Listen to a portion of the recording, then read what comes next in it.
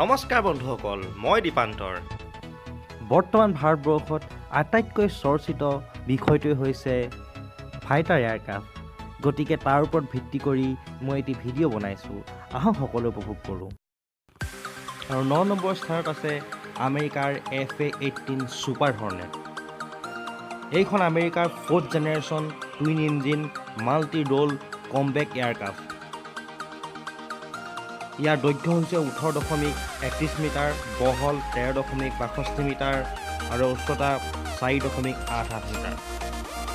আৰু ইয়াৰ ওজন হৈছে 14,500 কেজি আৰু লগত ই 7,380 কেজি সামগ্ৰী কঢ়িয়াই নিব পাৰে।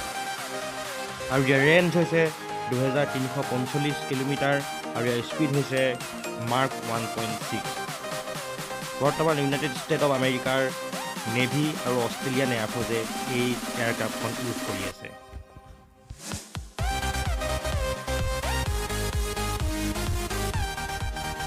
আৰু নম্বৰ 8ত আছে Sukhoi 30 MKI।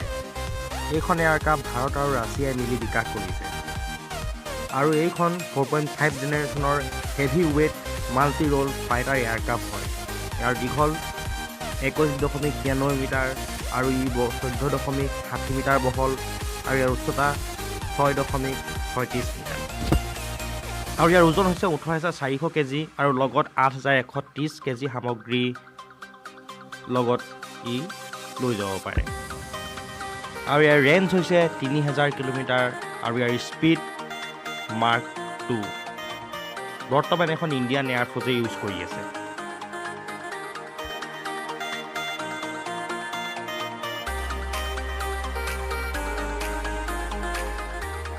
আৰু 7 নম্বৰ স্থানত আছে দ্য চেংডু J-20, যিখনক আমি মাইটি ড্ৰেগন বুলি জনা যায়। এইখন চাইনাৰ ছিংগল চিট আৰু টুইন ইঞ্জিন এখন অল ৱেডাৰ এয়াৰক্ৰাফ্ট হয় আৰু ষ্টেট 5th জেনেৰেশ্যন এয়াৰক্ৰাফ্ট বুলি। আৰু ইয়াৰ উচ্চতা 5 মিটাৰ আৰু দৈৰ্ঘ্য হৈছে 20.4 মিটাৰ আৰু ইয়াৰ বহল 13.5 মিটাৰ। আৰু ইয়াৰ ওজন হৈছে 19,390 কেজি আৰু ই লগত 5,000 যুদ্ধ সামগ্ৰী কঢ়িয়াই নিব পাৰে। আৰু ইয়াৰ ৰেঞ্জ হৈছে 3,400 কিলোমিটাৰ আৰু ইয়াৰ স্পীড হৈছে মাৰ্ক 2.0 পৰা 2.5।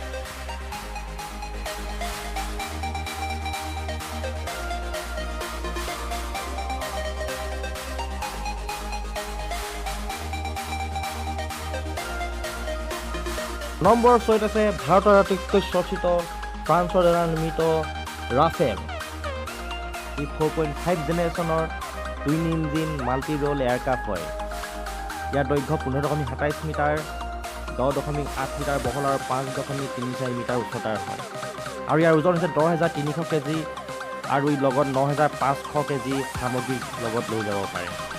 আৰু 3,700 কিলোমিটাৰ ইয়াৰ ৰেঞ্জ আৰু মাৰ্ক 1.8 ইয়াৰ স্পীড। আৰু নম্বৰ 5ত আছে ইউৰোপিয়ান ইউনিয়ন নেশ্যনৰ দ্বাৰা ডেভেলপ কৰা 4.5 জেনেৰেশ্যনৰ ইউ ফাইটাৰ টাইফন। এইখন টুইন ইঞ্জিন মাল্টি ৰ'ল ফাইটাৰ এয়াৰক্ৰাফ্ট হয় আৰু ইয়াৰ দৈৰ্ঘ্য 15.96 মিটাৰ আৰু ইয়াৰ বহল 10.55 মিটাৰ আৰু উচ্চতা 5.28 মিটাৰ। ইয়াৰ ওজন 16,000 কেজি আৰু লগত 9,000 সামগ্ৰী কঢ়িয়াই নিব পাৰে আৰু 3,790 কিলোমিটাৰ ইয়াৰ ৰেঞ্জ আৰু ইয়াৰ স্পীড মাৰ্ক 2। 4 নম্বৰ স্থানত আছে লকহেড মাৰ্টিন F-35। এইখন ইউনাইটেড ষ্টেট অৱ আমেৰিকাৰ ছিংগল এয়াৰক্ৰাফ্ট হয় আৰু ইয়াৰ দৈৰ্ঘ্য হৈছে 15.67 মিটাৰ আৰু ই 10.60 মিটাৰ বহল আৰু ইয়াৰ উচ্চতা 4.33 মিটাৰ আৰু ইয়াৰ ওজন হৈছে 13,150 কেজি আৰু ই লগত 6,800 যুদ্ধ সামগ্ৰী কঢ়িয়াই লৈ যাব পাৰে। আৰু ইয়াৰ ৰেঞ্জ হৈছে 2,220 কিলোমিটাৰ আৰু ইয়াৰ স্পীড মাৰ্ক 1.6। বৰ্তমান 14খন দেশত এইখন যুদ্ধ বিমান ব্যৱহাৰ কৰি আছে।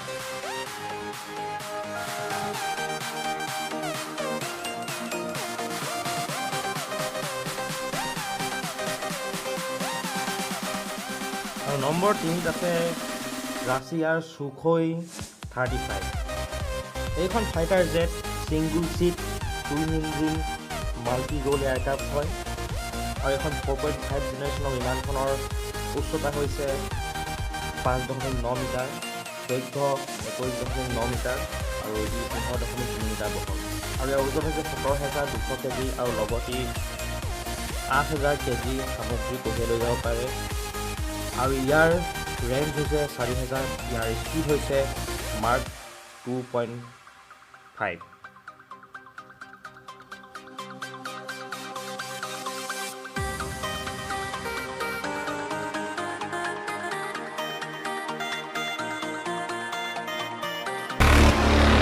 নম্বৰ স্থানত আছে ৰাছিয়াৰ সুখয় Su-57, যাক পাকথা নামেৰেও জনা যায়, যিখন টুইন ইঞ্জিন মাল্টি ৰ'ল 5th জেনেৰেশ্যন এয়াৰক্ৰাফ্ট হয়। ইয়াৰ দৈৰ্ঘ্য হৈছে 19.8 মিটাৰ আৰু ই 13.95 মিটাৰ বহল আৰু ইয়াৰ উচ্চতা হৈছে 4.74 মিটাৰ আৰু ইয়াৰ ওজন হৈছে 18,000 কেজি আৰু লগত 10,000 কেজি মাৰণাস্ত্ৰ কঢ়িয়াই নিব পাৰে আৰু ইয়াৰ ৰেঞ্জ হৈছে 3,600 পৰা 4,500 কিলোমিটাৰ আৰু ইয়াৰ স্পীড মাৰ্ক 1.6 পৰা 2 লৈ।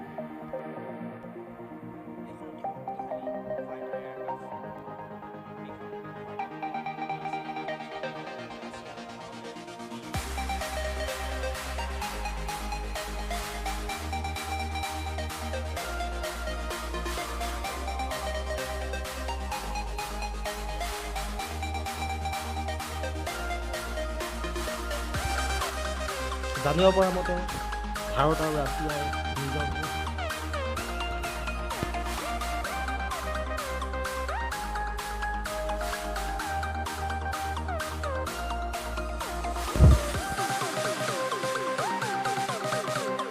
আৰু ফাইনেলি নাম্বাৰ 1 পজিশ্যনত আছে ইউনাইটেড ষ্টেট অফ আমেৰিকাৰ F-22 ৰেপটৰ। এইখন এয়াৰক্ৰাফ্ট টুইন ইঞ্জিন 5th জেনেৰেশ্যনৰ ষ্টেলথ মাল্টি ৰ'ল এয়াৰক্ৰাফ্ট হয়। ইয়াৰ দৈৰ্ঘ্য 18.92 মিটাৰ আৰু 13.56 মিটাৰ বহল আৰু উচ্চতা 5.08 মিটাৰ আৰু ইয়াৰ ওজন হৈছে 19,700 কেজি আৰু লগ ই 12,000 কেজি সামগ্ৰী লৈ যাব পাৰে আৰু ইয়াৰ ৰেঞ্জ হৈছে 2,960 কিলোমিটাৰ আৰু ইয়াৰ স্পীড 2.25 মাৰ্ক। এইখন এয়াৰক্ৰাফ্ট ইমানেই শক্তিশালী যে এইখন এয়াৰক্ৰাফ্ট কেৱল আমেৰিকাই নিজেহে ব্যৱহাৰ কৰে, অইন কোনো দেশক এইখন এয়াৰক্ৰাফ্ট ব্যৱহাৰ কৰিবলৈ আমেৰিকাই বিক্ৰী কৰা নাই।